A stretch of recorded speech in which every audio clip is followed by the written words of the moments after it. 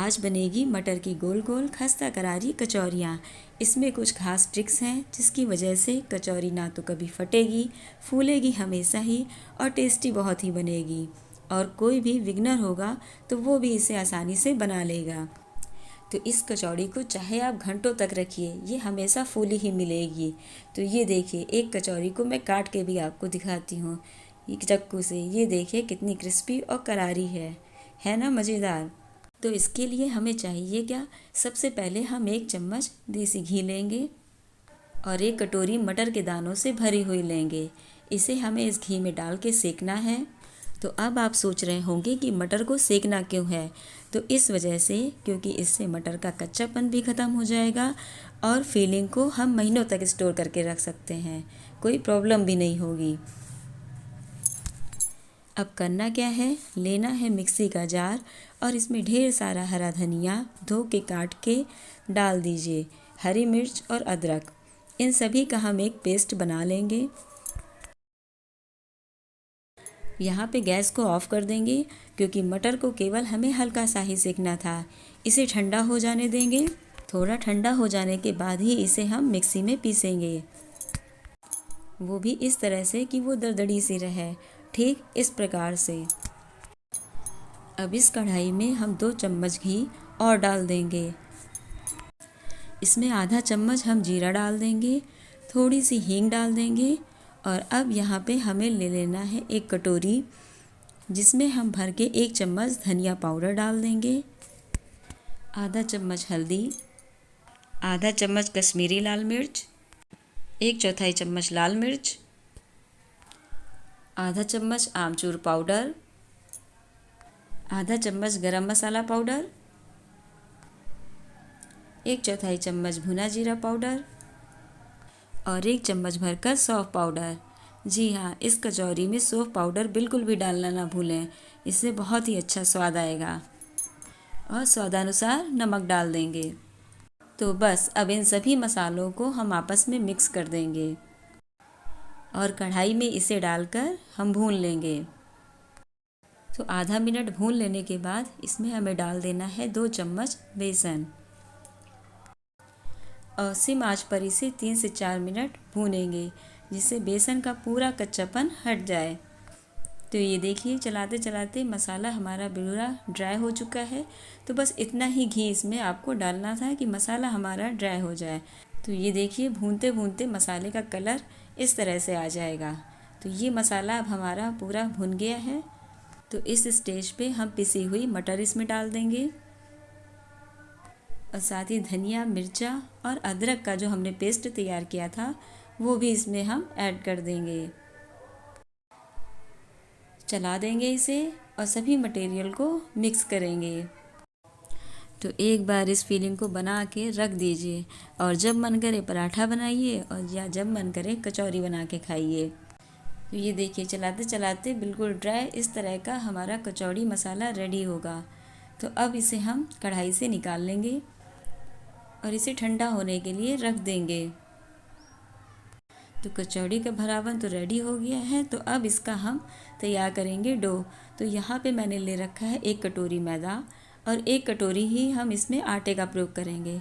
आप चाहें तो इसे पूरे मैदे या पूरे आटे से भी बना सकती हैं।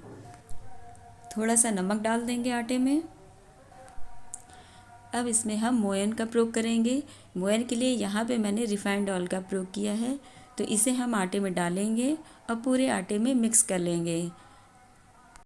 तो आटे में मोयन कितना डालना है, इसकी पहचान ये होती है कि जब भी आप आटे में इसे मिक्स करेंगी उसके बाद आप आटे की मुट्ठी बांध के देखिएगा। यदि वो मुट्ठी बन जाती है पूरी तो इसका मतलब मोयन आपका परफेक्ट है। तो बस अब करना क्या है, इसमें हमें डाल देना है पानी और पानी की सहायता से हमें एक सॉफ्ट डो तैयार करना है।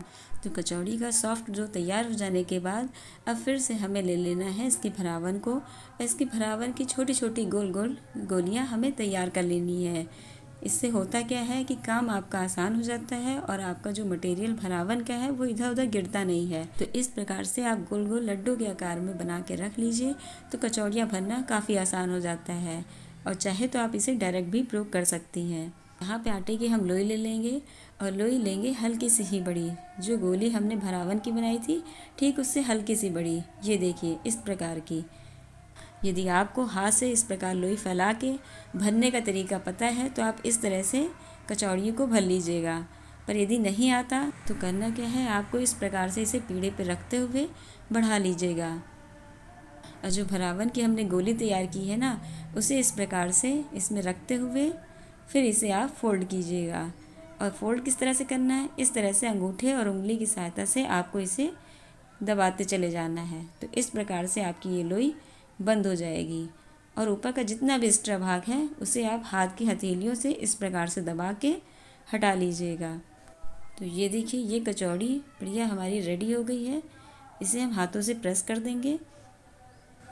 तो इसी प्रकार हम सारी कचौड़ियों को भरते जाएंगे। और यदि आपको पहले से बनाना आता है और आप हाथ से लोई फैला के इस तरह से भर के आप कर सकते हैं तो आप इस तरह से कर लीजिएगा। बस ध्यान क्या देना है आपको कि इसमें आटा जो भी एक्स्ट्रा निकलता है वो नहीं होना चाहिए, उसे आपको एक्स्ट्रा आटे को हटा देना है ताकि आपकी कचौड़ियाँ बहुत अच्छी बने और उसमें आटा ज़्यादा ना पता चले। तब इन लोइयों को हमें बेलना नहीं है बल्कि हाथों की सहायता से प्रेस करते हुए इन्हें बड़ा करना है। ये देखिए इस तरह से आपको गदेली पे रख लेना है और इसे हल्का सा गदेली से दबाते हुए बड़ा करना है। तब एक बार फिर से हम चढ़ाएंगे कढ़ाई और इसे हम तलेंगे सरसों के तेल में। आप चाहें तो यहाँ पे रिफाइंड ऑयल का भी प्रयोग कर सकती हैं। तो ऑयल को हल्का ही गर्म होने देंगे, कभी भी ज़्यादा गर्म तेल में हमें कचौड़ियों को नहीं डालना है। तो ये देखिए इस प्रकार से जो मैंने पतली पतली कचौड़ियाँ बनाई थी उसे हम ऑयल में डाल देंगे। आपको कचौड़ी बनाते समय बस ध्यान इसी बात का रखना है कि कचौड़ियाँ बिल्कुल पतली होनी चाहिए। तो हथेली से अच्छे से इसे दबाएं ताकि पतली पतली कचौड़ियाँ निकलें, तो वो बढ़िया क्रिस्पी भी होंगी और फूलेंगी भी खूब। हल्का सा हो जाने के बाद कलछी की सहायता से इसे हम पलट देंगे। तो ये देखिए बढ़िया कचौड़ी हमारी फूलना शुरू हो गई है। तो अब इस तेल में जितनी और कचौड़ियाँ आ पाएंगी उतनी मैं और डाल दूँगी। देखिए खस्ता कचौरी खाने के लिए आपको थोड़ा सा धीरज रखना ही पड़ेगा, क्योंकि ये खस्ता कचौरी हमेशा ही लो फ्लेम पे तली जाती हैं और तभी ये बढ़िया क्रिस्पी और फूली हुई अच्छी बन पाती हैं। तो ध्यान रखें कि गैस का फ्लेम हमेशा लो ही रखें और तब इन कचौड़ियों को आप निकालें। तो देर किस बात की, इस विंटर सीजन इस रेसिपी को ट्राई ज़रूर कीजिएगा। और यदि वीडियो अच्छी लगी हो तो एक प्यारा सा लाइक और शेयर ज़रूर कर दीजिएगा। और हाँ, यदि इस चैनल पर नए हैं तो इसे सब्सक्राइब ज़रूर कीजिएगा। ये बिल्कुल फ्री है और इसमें पैसा भी नहीं लगना।